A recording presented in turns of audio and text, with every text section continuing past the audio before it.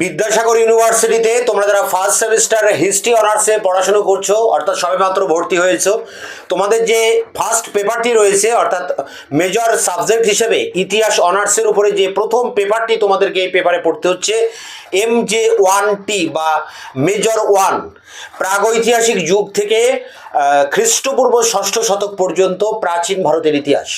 এই পেপারটির সিলেবাস নিয়ে একটু সংক্ষিপ্ত আলোচনা করব এই ভিডিওতে, এবং আলোচনার শেষে এর যে সাজেশন 2026-এর সাজেশন, সেই সাজেশনটাও প্রোভাইড করব তোমাদের সামনে। তা তার আগে আমরা একটু সিলেবাসটা কী রয়েছে একবার একটু দেখে নিই। দেখো, মেজর 1, এখানে পেপারটির নাম প্রাগৈতিহাসিক যুগ থেকে খ্রিস্টপূর্ব ষষ্ঠ শতক। খ্রিস্টপূর্ব ষষ্ঠ শতক মানে যীশু খ্রিস্টের জন্মের 600 বছর আগ পর্যন্ত। আর প্রাগৈতিহাসিক যুগ কাকে বলে? যে যুগের ইতিহাস সঠিকভাবে জানা যায় না, যে যুগের ইতিহাস অজানার অন্ধকারে ঢাকা, যে যুগের মানুষেরা বনে জঙ্গলে বাস করতেন, তাদের ব্যবহৃত কিছু হাতিয়ার ছাড়া এবং তাদের দেহের কিছু কঙ্কাল ছাড়া আমাদের আর কোনো প্রমাণ, সেই সময়কার কোনো প্রমাণ নেই। এই যুগটাকে বলা হয় প্রাগৈতিহাসিক যুগ।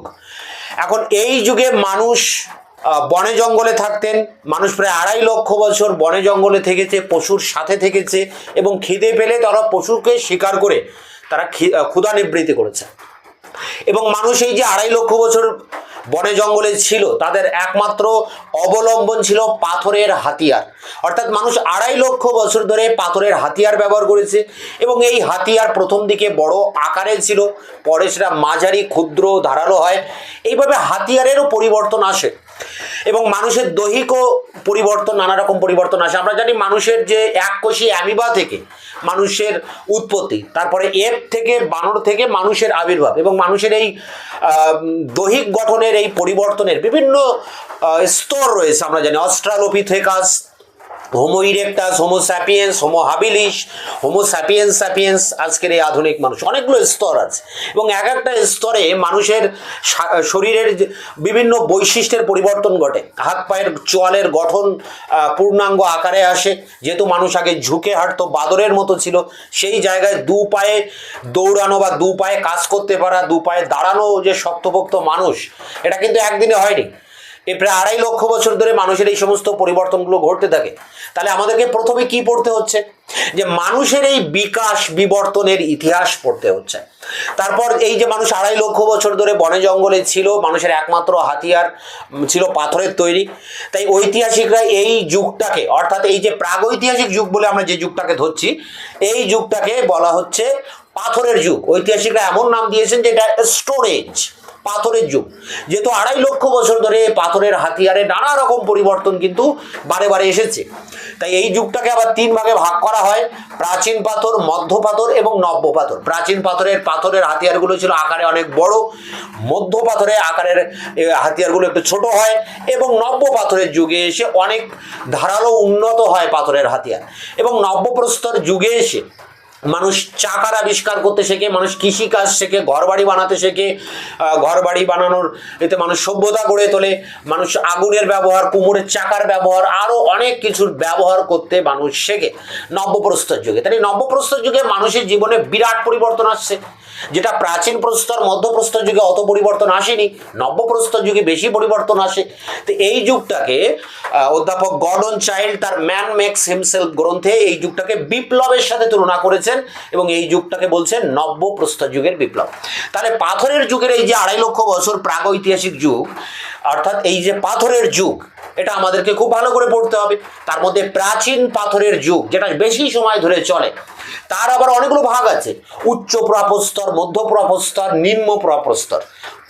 প্রাচীন পাথরের যুগ, যেটা প্যালিওলিথিক এজ, তারও আবার 3টি পার্ট পাচ্ছে। তাহলে প্রাচীন পাথরের যুগের বৈশিষ্ট্য আমাদেরকে পড়তে হবে। এরপরে আসে মধ্যপ্রস্তর যুগ। মধ্যপ্রস্তর যুগে হাতিয়ারের পরিবর্তন আসে, সেটা কতটা পরিবর্তন আসে?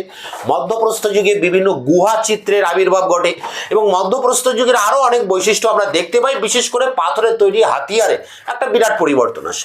মধ্যপ্রস্তর যুগের বৈশিষ্ট্য আমাদেরকে পড়তে হবে। এরপরে আসে নব্যপ্রস্তর যুগ। নব্যপ্রস্তর যুগে কী কী পরিবর্তন আসে, কী কী বৈশিষ্ট্য দেখা দিচ্ছে, যাকে আমরা নবপ্রস্তর যুগের বিপ্লব বলছি। তাই নবপ্রস্তর যুগের বিপ্লব বা বৈশিষ্ট্য, এটাও আমাদের পড়তে হবে। পাথরের যুগের উপরে এই 3টি প্রশ্নের মধ্যে একটা বড় প্রশ্ন আসবে, আবার এখান থেকে টিকা প্রশ্ন আসবে। এখন তাহলে প্রথমে আমাদেরকে কি পড়তে হচ্ছে, দেখো সিলেবাসে 4টি টপিক রয়েছে, মাত্র 4টি টপিক। তা প্রথম টপিক বা ইউনিট 1 পাথরের যুগ। এই পাথরের যুগের পড়ার পাশাপাশি আমাদেরকে আরেকটা জিনিস এখানে পড়তে হবে, সেটি হচ্ছে ইতিহাসের উপাদান। ইতিহাস লিখতে গেলে ইতিহাসের উপাদান দরকার, আর উপাদান দুই প্রকারের হয়। একটা লিখিত আকারে উপাদান হয়, যেগুলো শিলালেখ বা কোনো মুদ্রা তাতেও লেখা থাকে, হ্যাঁ, এগুলো হচ্ছে প্রত্নতাত্ত্বিক উপাদান। আরেকটি হয় যে সাহিত্যিক উপাদান, যত বইপত্র পুস্তক লেখা আছে ইতিহাস সম্বন্ধীয় সেগুলোকে আমরা বলি সাহিত্যিক উপাদান। তার আবার দেশি বিদেশি ভাগ আছে, দেশির মধ্যে আবার একাধিক তার ক্যাটাগরি রয়েছে। যেরকম প্রত্নতাত্ত্বিক উপাদানের প্রপারলি মুদ্রা, আর এখানে শিলালেখ এবং প্রত্নতাত্ত্বিক মন্দিরের ধ্বংসাবশেষ, এগুলো আমরা বলি। তা যাই হোক, ইতিহাসের উপাদানকে আমরা দুভাগে ভাগ করতে পারছি, একটা সাহিত্যিক উপাদান আর একটি প্রত্নতাত্ত্বিক উপাদান। এই দুটো থেকে কিন্তু প্রশ্ন আসবে এবং এখানে আমাদেরকে ভালো করে পড়তে হবে। তাহলে পাথরের যুগে আমরা পড়ছি পাথরের যুগের 3টি ভাগ এবং মানুষের বিকাশ বিবর্তনের ইতিহাস, আর পড়ছি আমরা পাথরের যুগের যে সাহিত্যিক উপাদান এবং প্রত্নতাত্ত্বিক উপাদান। এরপরে দেখো রয়েছে কি না হরপ্পা সভ্যতা। তা পাথরের যুগ থেকে কিভাবে সভ্যতা এলো সেটা আমাদেরকে জানতে হবে। দেখো নব্যপ্রস্তর যুগে মানুষ চাষবাস শেখে। চাষবাস কোথায় করেছিল মানুষ? নদীর ধারে, যাতে নদীর জলটা সে পায়, চাষের কাজে সুবিধা হবে। তাই সে নদীর ধারে চাষের ক্ষেত তৈরি করে এবং চাষের ক্ষেতগুলোকে পাহারা দেওয়ার জন্য, বন্য জন্তুর আক্রমণ থেকে সেগুলোকে রক্ষা করার প্রয়োজন রয়েছে। তাই সেটাকে রক্ষা করার জন্য মানুষ ওই চাষের ক্ষেতের পাশেই তারা ঘর বানিয়ে সেখানে তারা সবসময় 24 ঘন্টা সেখানে থাকার ব্যবস্থা করেছিল। তো এইভাবে নদীর ধারে চাষের ক্ষেতকে কেন্দ্র করে তারা ঘরবাড়ি গড়ে তোলে এবং একাধিক ঘরবাড়ি যখন গড়ে ওঠে তখন তো সেটা গ্রামে পরিণত হয়, আর গ্রাম গড়ে উঠলে সেটা সমাজ গড়ে ওঠে, সভ্যতার জন্ম হয়। তো এইভাবে ভারতবর্ষে প্রথম মেহেরগড় বলে যে জায়গা, পাকিস্তানের বেলুচিস্তান প্রদেশে ঝোপ উপত্যকার, ঝোপ নদীর ধারে, এখানেই প্রথম ভারতবর্ষে সভ্যতা গড়ে ওঠে, যার নাম মেহেরগড় সভ্যতা। মেহেরগড় তার মূল কেন্দ্র, কিন্তু মেহেরগড়কে কেন্দ্র করে আরো বিস্তীর্ণ অঞ্চল জুড়ে কিন্তু মেহেরগড় সভ্যতা বিস্তৃত ছিল। মেহেরগড়ে কিলিগুল মোহাম্মদ বলে একটা জায়গা, ইউসুফজাই বলে জায়গা, তাকশিলা বলে জায়গা, এই সমস্ত এরিয়া জুড়ে কিন্তু মেহেরগড় সভ্যতা ছিল। মেহেরগড় সভ্যতা তৈরি হয় খ্রিস্টপূর্ব 7000 অব্দে, আর টিকে ছিল 3000 অব্দ পর্যন্ত, প্রায় 4000 বছর টিকে ছিল মেহেরগড় সভ্যতা। তার আবার 7টা স্তর আছে, এক এক স্তরে এক এক রকম জিনিস পাওয়া গেছে। কোন স্তরে পাথরের জাতা, কোথাও পাথরের কাস্তে, মানে নিত্য নতুন যে সমস্ত জিনিস মানুষ কিন্তু আবিষ্কার করছে, কোথাও তুলোর বীজ পাওয়া গেছে কোনো স্তরে। মেহেরগড় সভ্যতার মানুষরা কিন্তু রোদে পোড়ানো ইট দিয়ে তারা ঘর বাড়ি বানিয়েছিল এবং একটা নগর কেন্দ্রিক সভ্যতা তারা প্রথম গড়ে তোলে। তাহলে ভারতবর্ষের প্রথম যে সভ্যতা সেটা কিন্তু গ্রামীণ সভ্যতা নয়, বা গ্রাম গড়ে ওঠেনি, সেখানে গড়ে উঠেছিল পাকা ইটের বাড়ি, 1তলা 2তলা 3তলা বাড়ি তৈরি হয়েছিল এই মেহেরগড়ে। তারপর মেহেরগড় সভ্যতা একটা সময় ধ্বংস হয়ে যায়, বিভিন্ন কারণে এই ধ্বংস হয়েছিল। প্রাকৃতিক কারণটা বেশি ছিল, কারণ পূর্ব দিকের যে মরুভূমি সেটা ক্রমশ ধেয়ে আসছিল এই মেহেরগড়ের দিকে। মেহেরগড়ের আবহাওয়া অনেক রুক্ষ হয়ে উঠেছিল নানা কারণে। মেহেরগড়ের যারা লোক তারা আরো পূর্ব দিকে তারা অগ্রসর হয়, আরো পূর্ব দিকে এগোলে তখন কি পড়বে সামনে? সিন্ধু নদী। সিন্ধু নদীর তীরে এসে তারা বিভিন্ন জায়গায় আবার পুনরায় তারা বাসস্থান গড়ে তোলে, আবার শহর গড়ে তোলে। প্রায় 250টি শহর এই সিন্ধু নদীর তীরবর্তী অঞ্চলে গড়ে তোলে। এই অঞ্চলটাকে আমরা কি বলি? সপ্ত সিন্ধু অঞ্চল, কারণ সিন্ধু প্রধান নদী আর তার 6টি শাখা নদী রয়েছে, বিতস্তা, চন্দ্রভাগা, ইরাবতী, রাভি, শতদ্রু, ঝিলাম, অনেক রয়েছে। এই সপ্ত সিন্ধু অঞ্চলে মেহেরগড়ের লোকেরা, অর্থাৎ নব্যপ্রস্তর যুগের লোকেরা এখানে চলে আসে এবং এখানে তারা ঘরবাড়ি গড়ে তোলে, যার নাম হরপ্পা সভ্যতা বা সিন্ধু সভ্যতা। সিন্ধু নদীর তীরে গড়ে ওঠে, তাই এর নাম সিন্ধু সভ্যতা। তাহলে হরপ্পা সভ্যতা নাম কেন হচ্ছে? এই হরপ্পা সভ্যতা যে আদপে ছিল সেটাই আমরা জানতাম না। আজ থেকে 100 বছর আগে 1921 সালে দয়ারাম সাহানি এই হরপ্পা বলে এই জায়গাটা প্রথম আবিষ্কার করেন এবং পরে দেখা যায় যে আরো অনেক 250টা জায়গা কেন্দ্র বা নগর হরপ্পার মতো আবিষ্কৃত হয়েছে বিভিন্ন জায়গায়। হরপ্পার সাথে মহেঞ্জোদারো আবিষ্কৃত হয়েছে, ধোলাভিরা আবিষ্কৃত হয়েছে, চানুদারো, সুতকাজেন্দর, রূপার, আলমগীরপুর, অনেক জায়গা, 250টা কেন্দ্র। কিন্তু প্রথম আবিষ্কার কোথায় হচ্ছে? এই হরপ্পা।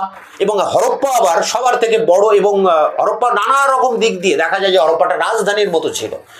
তাই এই কারণে হরপ্পার নাম থেকেই, যেহেতু হরপ্পা প্রথম আবিষ্কৃত হচ্ছে এবং রাজধানী ছিল, তাই এই সিন্ধু সভ্যতার আরেক নাম আমরা বলছি হরপ্পা সভ্যতা। এগুলো 5-6 এর ক্লাসে কিন্তু রয়েছে।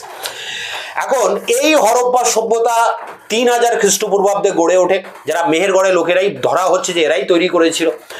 যদিও হরপ্পার স্রষ্টা কারা, এটা একটা কিন্তু বড় প্রশ্ন, এবং এটা নিয়ে অনেক তর্ক বিতর্ক রয়েছে। একটা প্রশ্ন হয়, হরপ্পার লোকেরা যে সভ্যতা গড়ে তোলে, যে হরপ্পা সভ্যতা, সেই সভ্যতার ধর্ম কেমন ছিল, সেই সভ্যতার সমাজ কেমন ছিল, এই সভ্যতার ব্যবসা বাণিজ্য কেমন ছিল, এই সভ্যতার বৈশিষ্ট্যগুলো কি, প্রধান প্রধান বৈশিষ্ট্য, যেটা আমাদের প্রথম পড়তে হবে হরপ্পার উপরে, বড় প্রশ্ন। এবং এই বৈশিষ্ট্যের মধ্যে দেখা যায় যে তারা নগর গড়ে তোলে। মেহেরগড়ের লোকেরা যেমন রোদে পোড়ানো ইট দিয়ে ঘর বাড়ি বানায়, তেমনি হরপ্পার লোকেরা বানিয়েছিল কিন্তু আগুনে পোড়ানো ইট দিয়ে ঘর বাড়ি বানিয়েছিল। এবং রাস্তাঘাট তারা ইট দিয়ে বানায়, ঘর বাড়ি ইট দিয়ে বানায়, ফুটপাত ইট দিয়ে বানায়, কূপ যেগুলো খনন করা হয়েছিল সেগুলো ইট দিয়ে বানায়, সমস্ত কিছু রাস্তাঘাট, ফুটপাত, ঘর বাড়ি, সমস্ত চলাফেরার জায়গা কিন্তু ইট দিয়ে বাঁধানো। ইট দিয়ে বাঁধানো বিরাট বড় স্নানাগার পাওয়া গেছে, শস্যাগার পাওয়া গেছে, সব কিন্তু ইট দিয়ে, যে ইট এখনো টিকে আছে। তো এই ইট দিয়ে নতুন করে নগর গড়ে তোলে, যার নাম নগর পরিকল্পনা। অর্থাৎ নগরকে কিভাবে তৈরি করা হবে সেটাও কিন্তু সুনির্দিষ্ট পদ্ধতিতে নিয়ম নীতি মেনে, নগরের যে নিয়ম নীতি থাকে নগরে ঘরবাড়ি বানাতে গেলে, আধুনিক কালে পৌরসভাতে রয়েছে, ঠিক সেই রকম প্ল্যান করে, ইঞ্জিনিয়ারিং প্ল্যান করে কিন্তু ঘরবাড়ি বানানো হয়েছিল এই হরপ্পা সভ্যতায়। অর্থাৎ নগরটাকে পরিকল্পনা মাফিক বানানো হয়েছিল, যেটা তাদের সভ্যতার বৈশিষ্ট্যের মধ্যে প্রথমেই পড়ে। তো এই নগর পরিকল্পনা খুব ভালো করে আমাদেরকে পড়তে হবে, পাশাপাশি হরপ্পা বা সিন্ধু সভ্যতার বৈশিষ্ট্য। এই সিন্ধু সভ্যতা একটা সময় ধ্বংস হয়। ধ্বংসের অনেক কারণ, প্রাকৃতিক কারণটাই মূলত বেশি দায়ী করা যায়। মরুভূমি রুক্ষ হয়ে গিয়েছিল, মানে আবহাওয়া রুক্ষ হয়ে গিয়েছিল। কেন রুক্ষ হয়েছিল? কারণ তারা প্রচুর গাছ কেটে ফেলেছিল, গাছ কেটে ইট পোড়াতো, ফলে প্রাকৃতিক ভারসাম্য কমে যায়, বৃষ্টিপাত কমে যায়, এলাকায় উষ্ণতা বেড়ে যায়, মরুভূমির সম্প্রসারণ ঘটে, মাটিতে লবণের ভাগ বেড়ে যায়, নানা রকম প্রাকৃতিক কারণে এই সভ্যতা ঢুকছিল। এছাড়া সিন্ধু সভ্যতার মানুষেরা পরিবর্তন বিমুখ ছিল, অর্থাৎ যেটা আছে মানে রক্ষণশীল প্রকৃতি, যেটা আছে সেটাকেই ধরে রাখতে চেষ্টা করেছিল। নতুন করে কোনো কিছু বানানো, নতুন কিছু উদ্ভাবনী শক্তির পরিচয় এই সভ্যতার মানুষেরা কিন্তু দিতে পারেনি। ফলে যুগের সাথে এরা তাল মেলাতে পারছিল না, ফলে একটা সময় এটা ধ্বংস হয়ে যায়। এছাড়া এই সভ্যতায় বন্যা দেখা দেয়, প্রাকৃতিক যে রোষ, দুর্যোগ, বন্যা, সিন্ধু নদীতে বারবার বন্যা হয়, প্লাবিত হয় দুকুল। এছাড়া খরা দেখা দেয়, ভূমিকম্প দেখা দেয়, এরকম বিভিন্ন কারণ রয়েছে। আর আরেকটি কারণ, যেটা চূড়ান্ত কারণ, যেটা তার মানে একেবারে প্রত্যক্ষ কারণ, যার ফলে এই সভ্যতার ধ্বংস অনিবার্য হয়ে উঠছে, চূড়ান্ত হয়ে উঠছে, সেটি হচ্ছে বহিরাগত আক্রমণ। কারা করছে বহিরাগত আক্রমণ? আর্যরা করছে। আর্যরা ভারতবর্ষের উত্তর পশ্চিম দিক দিয়ে ভারতবর্ষে এসে এলেই সিন্ধু নদী পড়বে এবং সিন্ধু সভ্যতা পড়বে। এই সিন্ধু সভ্যতার উপরে আক্রমণ করে, তারা ঘোড়ার পিঠে করে, হাতে লোহার তলোয়ার নিয়ে এসে আক্রমণ করে। এই দুটো জিনিসই হরপ্পা লোকেরা জানতেন না বা এর সাথে পরিচিত ছিলেন না, ফলে অনায়াসেই তারা পরাজিত হয় এবং কিছু মানুষ বনে জঙ্গলে পালিয়ে যায়। যারা আজকে বনে জঙ্গলে রয়েছে, যে সমস্ত আদিবাসী লোক, তারা হচ্ছে ভারতবর্ষের আদিবাসী প্রাচীন লোক, এরাই হরপ্পার লোক। এই হরপ্পা সভ্যতায় যখন সিন্ধু আর্যরা আক্রমণ করে, যারা বেঁচে ছিল তারা কিন্তু বন জঙ্গলে পালিয়ে যায় এবং এরাই পরবর্তীকালে অনার্য, শূদ্র, আদিবাসী নাম নিয়ে এটা পরিচিত হচ্ছে। এখন তাহলে হরপ্পা সভ্যতায় আমরা কি কি পড়ছি দেখো, আমাদের সেকেন্ড ইউনিটে রয়েছে হরপ্পা সভ্যতা। হরপ্পা সভ্যতার স্রষ্টা কারা? হরপ্পার ধর্ম, হরপ্পার অর্থনীতি, হরপ্পার ব্যবসা বাণিজ্য, হরপ্পার প্রধান বৈশিষ্ট্য, হরপ্পার পতন, হরপ্পার নগর পরিকল্পনা, হরপ্পার শিলমোহর, হরপ্পার শিল্পকলা, যা কিছু আছে একটা সভ্যতার বিভিন্ন দিক আমাদের যেমন পড়তে হয়, সবই পড়তে হবে হরপ্পা সভ্যতা। হরপ্পা সভ্যতার পতন হলো 1500 খ্রিস্টপূর্বাব্দে। কারা করলেন পতনটা? আর্যরা করলেন। আর্য কারা? আর্য কারা দুটো ভাবে বলা যায়, এক ভাষাগত অর্থে, একটা জাতিগত অর্থে। ভাষাগত অর্থে বলা হচ্ছে যে পৃথিবীতে মূলত 7টা ভাষা আছে। গ্রিক ভাষা, গথিক, কেল্টিক, পার্সিক, সংস্কৃত, এরকম 7টা ভাষা আছে পৃথিবীতে। প্রতিটা মানুষই এই 7টা ভাষাই কিন্তু কথা বলে এবং আরও যত উপভাষা পরবর্তীকালে তৈরি হয়েছে সবই এই 7টা ভাষা থেকে তৈরি হয়েছে। তাহলে দেখতে গেলে প্রতিটা ভাষার মধ্যে মিল আছে এবং এদের উৎসস্থল কিন্তু একটা জায়গা থেকেই এদের উৎসস্থল। ফিলিপ সসেটটি, একজন ভেনেশীয় পর্যটক, তিনি প্রথমে এটা বলেছিলেন এছাড়া কলকাতায় ইংরেজ আমলে যেটা তৈরি হয়, যে এশিয়াটিক সোসাইটি, উইলিয়াম জোন্স ছিলেন তার সভাপতি, তিনিও প্রথম বলেছিলেন যে সমস্ত ভাষা কিন্তু একটা জায়গা থেকে, একটা সেন্ট্রাল জায়গা থেকে কিন্তু উৎপত্তি হয়েছে। তা এইভাবে দেখতে গেলে যে এই 7টা ভাষায় মধ্যে যারা কথা বলে তাদেরকে আমরা আর্য বলি।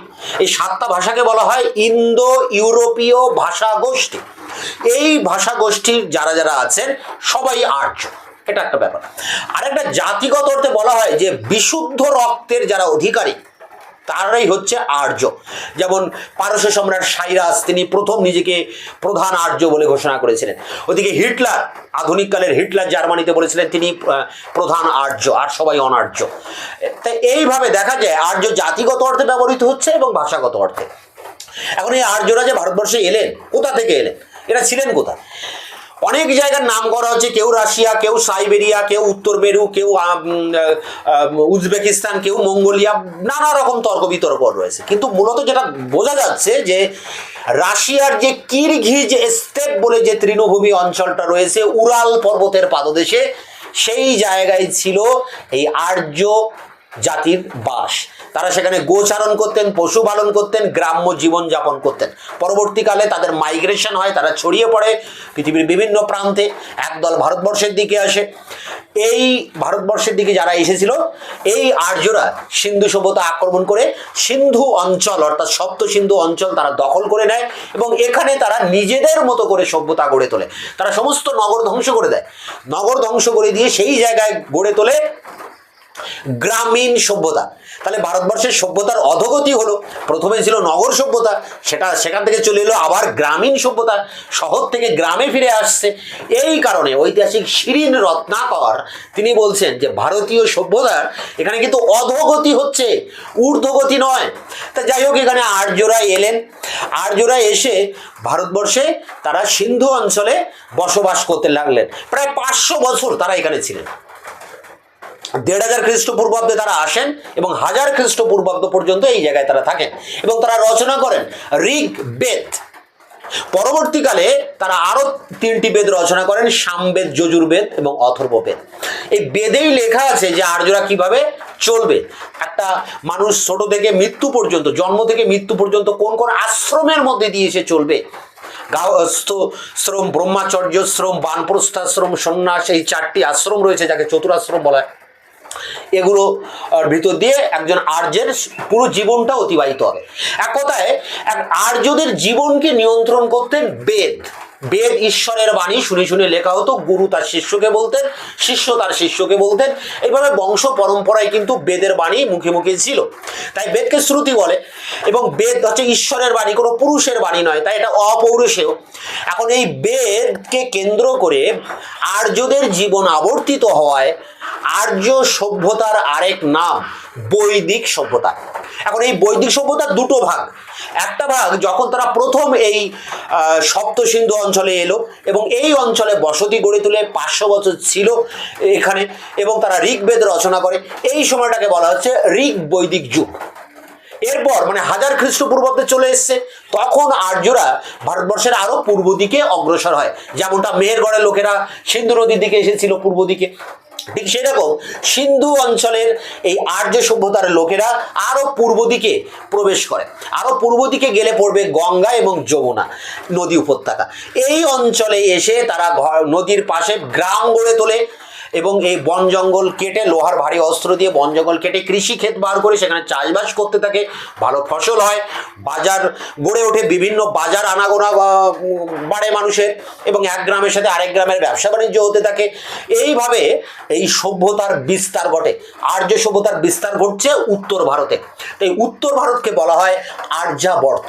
তা দেখো, এখানে আমাদের কিন্তু তৃতীয় যে ইউনিটটা পড়তে হচ্ছে আর্য সভ্যতা। তাহলে এখানে কি কি প্রশ্ন আমরা পাচ্ছি?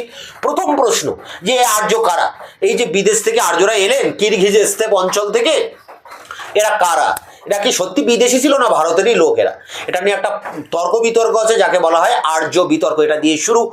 এরপর আর্যদের সভ্যতার দুটো ভাগ বলছি, একটা হচ্ছে ঋগ বৈদিক যুগ, যেটা যখন তারা সপ্তসিন্ধু অঞ্চলে ঋগ্বেদ রচনা করে প্রথম 500 বছর 1500 থেকে 500 খ্রিস্টপূর্বাব্দ, এইটাকে ঋগ বৈদিক যুগ। আর পরবর্তী বৈদিক যুগ কখন? যখন তারা গঙ্গা যমুনা নদীর তীরে চলে আসছে 1000 খ্রিস্টাব্দ থেকে 600 খ্রিস্টপূর্বাব্দ পর্যন্ত আমাদের সিলেবাসে যেখানে, এই সময়টাকে বলা হচ্ছে পরবর্তী বৈদিক যুগ। তাহলে আর্য সভ্যতার সমাজ, অর্থনীতি, রাজনীতি আর ধর্ম, এই চারটে টপিক খুব ভালো করে জেনে নাও। অর্থনীতি, সমাজ, রাজনীতি আর ধর্ম, এই চারটি টপিকের মধ্যে দুটো টপিক পরীক্ষায় পড়বে, 10 নম্বর বা 20 নম্বর, যার যেমন যে ইউনিভার্সিটিতে রয়েছে। বড় প্রশ্ন আসবেই এই দুটো থেকে। কিভাবে আসবে না, আর্য সভ্যতার সমাজ অর্থনীতি কেমন ছিল, ঋগ বৈদিক যুগে কেমন ছিল, আর পরবর্তী বৈদিক যুগে কি কি পরিবর্তন আসে। তো এটা আমাদেরকে খুব ভালো করে পড়তে হবে। তার আগে আর্য বিতর্ক বা আর্য কারা সেটা পড়তে হচ্ছে। এরপরে এবং এর মধ্যে দেখো আর্য সভ্যতার মধ্যে অনেক টিকা প্রশ্ন রয়েছে। যেমন আর্য যুগের নারীদের অবস্থা কেমন, আর্যরা যে বেদ রচনা করে, বৈদিক সাহিত্য, পরবর্তীকালে বেদ ছাড়াও আরও অনেক কিছু লেখে, পুরাণ লিখেছিল, রামায়ণ মহাভারত লিখেছিল, অনেকগুলো 6টি দর্শন গ্রন্থ লেখা হয়েছিল, এগুলোকে একসাথে বলা হয় বৈদিক সাহিত্য। তা বৈদিক সাহিত্য আমাদেরকে পড়তে হবে। আর্যদের বর্ণাশ্রম প্রথা কেমন ছিল, কারণ আর্যরা 4 বর্ণে ভাগ ছিল, ব্রাহ্মণ, ক্ষত্রিয়, বৈশ্য, এই 3 বর্ণে আর্যরা ভাগ ছিল। আর যারা এদেশের যারা অনার্য লোক তাদেরকে করা হয়েছিল শূদ্র হিসেবে। তো এইভাবে আর্য অনার্যের মধ্যে ভাগ করা হয়। তো এই চতুরাশ্রম প্রথা, বর্ণাশ্রম প্রথা, এগুলো আমাদেরকে কিন্তু এই বৈদিক সভ্যতায় পড়তে হচ্ছে বা আর্য সভ্যতায়। তো এই ছিল আর্য সভ্যতা। এরপরে দেখো শেষ যে ইউনিট, খ্রিস্টপূর্ব 6ষ্ঠ শতক, অর্থাৎ বৈদিক যুগের শেষ যেটা আমরা ধরছি 1000 থেকে 600 খ্রিস্টপূর্বাব্দ, এই 400 বছর পরবর্তী বৈদিক যুগ। তাহলে আমরা কোথায় চলে এলাম? খ্রিস্টপূর্ব 6ষ্ঠ শতকে। এই সময় আমরা কি দেখছি না, আর্যরা উত্তর ভারতে গঙ্গা ও যমুনা নদীর পার্শ্ববর্তী বিভিন্ন অঞ্চলে তারা গ্রাম গড়ে তুলে বিভিন্ন ব্যবসা বাণিজ্যের ভিতর দিয়ে অনেক বাজার তারা গড়ে তুলেছিল। এবং এই বাজার মানে জনপদ, মানুষের বা জনগণের পা যেখানে পড়ে সেটাই জনপদ। এবং এই জনপদ অর্থাৎ বাজার, এই বাজার যখন বড় আকার ধারণ করে, জনপদ যখন বড় আকার ধারণ করে, তখন সেটা হয়ে যায় মহাজনপদ। তা উত্তর ভারতে এরকম 15টা মহাজনপদ গড়ে ওঠে, আর দক্ষিণ ভারতে গোদাবরী নদীর তীরে অসমক নামে একটি জনপদ গড়ে ওঠে। মোট এই 16টা মহাজনপদ গড়ে উঠেছিল। এই 16টা মহাজনপদ এক একটা অঞ্চলে ছিল, তাদের আবার একটা করে নির্দিষ্ট রাজধানী ছিল, এবং সেই রাজধানীতে একজন করে রাজাও ছিলেন। তাহলে প্রতিটা জনপদে একজন করে রাজা, রাজধানী কিন্তু রয়েছে। কারণ আর্যরা বিভিন্ন গোষ্ঠীতে ভাগ ছিল, যদু, অনু, পুরু, তুরু, কুর্বশ, সৃঞ্জয়, ভরত, এরকম বিভিন্ন গোষ্ঠী আছে। এক এক গোষ্ঠী এক এক জায়গায় রাজত্ব করতেন, এবং এই গোষ্ঠীগুলোর মধ্যে সবসময় কিন্তু ফাইট লেগেছিল। কেন ফাইট লেগেছিল? কারণ আর্য সভ্যতায় টাকা পয়সা ছিল না, ধন দৌলত প্রধান ছিল গরু, যার যত গরু সে তত বড় লোক। তা গরু দখল করাকে কেন্দ্র করে এক গোষ্ঠী আরেক গোষ্ঠীকে আক্রমণ করত, এবং সেই যুদ্ধে জয়লাভ করার একটা বড় বিষয় ছিল। এবং যে নেতা এই যুদ্ধে জয়লাভ করতেন তিনি পরবর্তীতে রাজায় পরিণত হতেন, এবং ধীরে ধীরে তার ক্ষমতা বৃদ্ধি পেত। এইভাবে রাজাদের আবির্ভাব ঘটে ভারতবর্ষে। এবং এই যে জনপদগুলোর কথা বলছি, মহাজনপদ, এই মহাজনপদ 16টা গড়ে ওঠে, যার নাম ষোড়শ মহাজনপদ, যেটা খ্রিস্টপূর্ব 6ষ্ঠ শতকে গড়ে ওঠে। 15টা উত্তর ভারতে গঙ্গা নদীর তীরবর্তী অঞ্চলে, আর একটা ছিল দক্ষিণ ভারতে গোদাবরীর তীরে। এই 16টা মহাজনপদ কাশী, কোশল, অঙ্গ, মগধ, ব্রিজি, চেদি, মল্ল, মৎস্য, অসমক, সুরসেন, গান্ধার, কম্বোজ, এই 16টা মহাজনপদ গড়ে উঠছে, তার একটা করে রাজধানী রয়েছে। এখন এই 16টা জনপদ বা মহাজনপদ একে অপরের সাথে ফাইট করতো সবসময় বলা যায়। এর মধ্য থেকে 4টি জনপদ শক্তিশালী হয়ে ওঠে, এবং শেষ পর্যন্ত একটাই মাত্র মহাজনপদ, যার নাম মগধ, যেটা বিহারে অবস্থিত। এই মগধ জনপদ শক্তিশালী হয়ে ওঠে, তার অনেক কারণ আছে। কেন শক্তিশালী হয়ে উঠছে? প্রথমত তার ভৌগোলিক অবস্থান, সে পাহাড় আর নদী দিয়ে ঘেরা, ফলে অন্যরা আক্রমণ করতে পারতো না, আর এ অনায়াসেই নদীপথ দিয়ে অন্য মহাজনপদগুলোকে আক্রমণ করতে পারতো। মগধে ঘন অরণ্য ছিল, যেখানে বুনো হাতি পাওয়া যেত, যে হাতিগুলো তারা যুদ্ধের কাজে ব্যবহার করেছিল। মগধের লোহার খনি, তামার খনি ছিল, যা থেকে তারা ভারী অস্ত্রপাতি বানাতে পেরেছিল। মগধে একের পর এক সাম্রাজ্যবাদী শাসকদের আবির্ভাব হয়।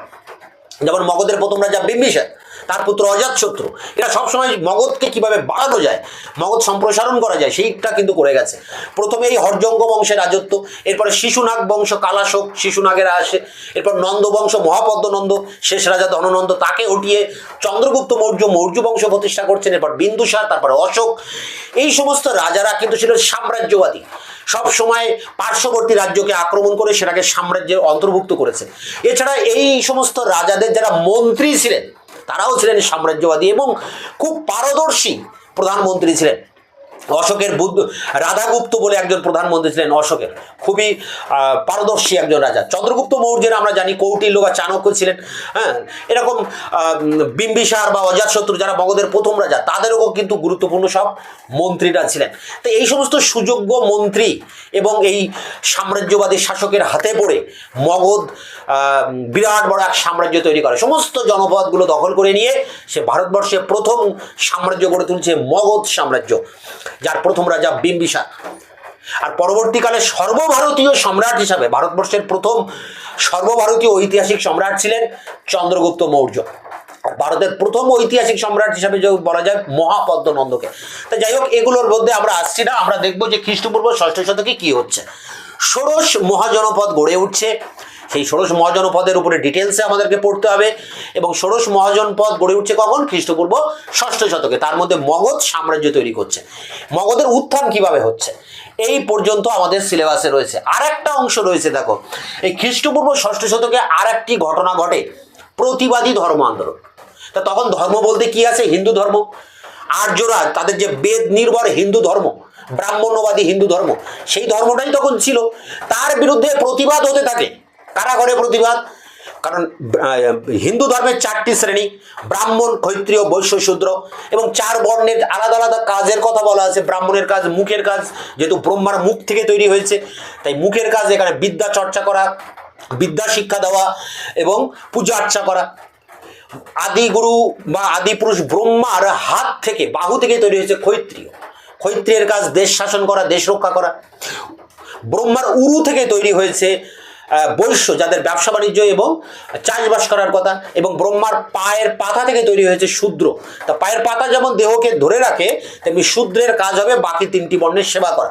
ঠিক এমনভাবে ঋগ্বেদের দশম মণ্ডলের পুরুষ সূক্ত বলে একটি অধ্যায়ে এইভাবে মানুষের সৃষ্টি হয়েছে বলে বর্ণনা করা আছে। সমাজে কাজও ঠিক সেই রকম, এই চার বর্ণের জন্য নির্দিষ্ট কাজ ঠিক করে দেওয়া রয়েছে। এখন বৈদিক হিন্দু ধর্ম খুব জটিল ছিল। ব্রাহ্মণরাকে এটাকে জটিলভাবে মানুষের কাছে প্রেজেন্ট করেছিল। এবং এই ধর্মের ভাষা ছিল সংস্কৃত। সাধারণ মানুষ পালি প্রাকৃতে কথা বলতো, স্থানীয় কথ্য ভাষায় কথা বলতো, সংস্কৃত সবাই জানতেন না। ফলে ধর্মে যে কি লেখা আছে আদপে, এটা মানুষের বোধগম্য হতো না। মানুষ ঈশ্বরকে ডেকেও যেন পেতেন না, ঈশ্বরের সাথে ব্যবধান তৈরি হয়েছিল মানুষের।